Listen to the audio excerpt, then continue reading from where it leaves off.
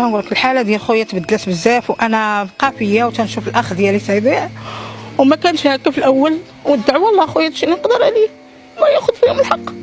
لا حول ولا قوه الا بالله. بزاف والله الا بزاف، وصل لدرجه دخلنا عنده مسكين ما قدرش يهضر معنا بهذيك الطريقه. حتى الفطور ما فاطرش، ما واكلش الماء، هو الاخر ما شربوش. انا دابا كنحاول نطلق له غير القران في الماء تنعطيه له يشربو، ما باغيش. اليوم صباح مره.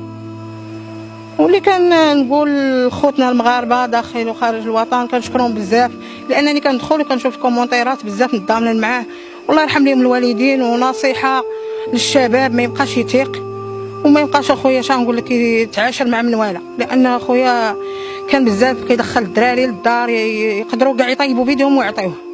حنا من النوع اللي دارنا دائما مفتوحه، وها النتيجه. خويا الاخ ديالي ملي بدا في هذا الشيء ديال السوشيال ميديا ما كانش هكا، كان نشيط كيجي كيستقبل الناس في الدار، كانت عنده واحد الحيويه. هذا الشيء ما بقاش دابا تقريبا مده نقول لك 4 شهور، وهذا ناتج اخويا على الناس اللي كيتلاقاو مع منواله، واللي كيدخل منواله لدارهم، واللي كيتعاشر مع رفقاء السوء.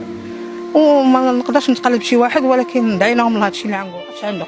انا دابا كنطيب ما تياكلش الماكله مره قليل، هذاك الشيء ولا عنده نقص على اللي كان.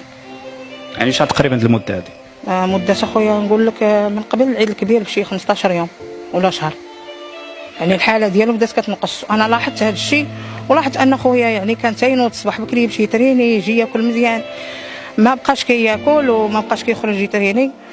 واش غنقول لك خويا، الدعوه الله اللي كانوا دايرين له شي حاجه الله ياخذ فيهم الحق، هذا اللي نقدروا نقولوا. يعني على الدواء ما عمرو الاخ ديالي تبارك الله ما عمرو مشى للطبيب وما كيعرفش الطبيب فين كاين كاع.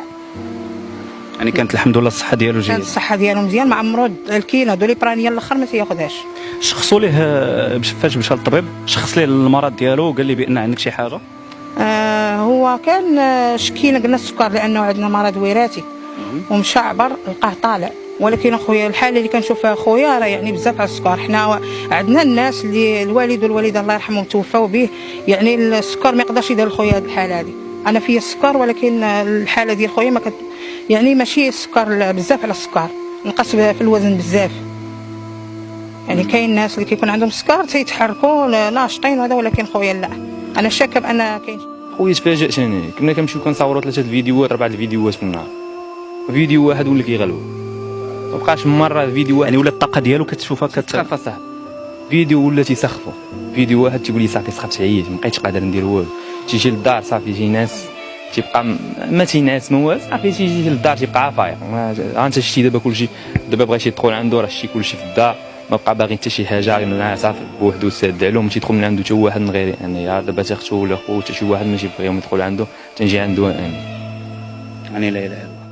واش نقول لك، نور الدين اخويا بالنسبه للناس اللي بغيت انايا جميع المغاربه يدعوا معاه، لحقاش تيمر من واحد الفتره اللي هي شويه قاصحه، وهنا فين خاص بنادم يوقف مع خوه المسلم، ماشي مع نور الدين، مع اي واحد هنايا. حنا كاملين مسلمين وحنا كاملين عرب، خاصنا نوقفوا مع بعضياتنا. ونور الدين راه قلبو ابيض، راه ماشي شي واحد اللي كان اي واحد تيوقع بيناتهم غيار ولا هذا راه ماشي مشكل، ولكن ملي كتشوف خوك في واحد المشكل طاح راه ما خصكش تدوز ليه في مره. وكنشكر المغاربه كاملين اللي ضامنوا معاه.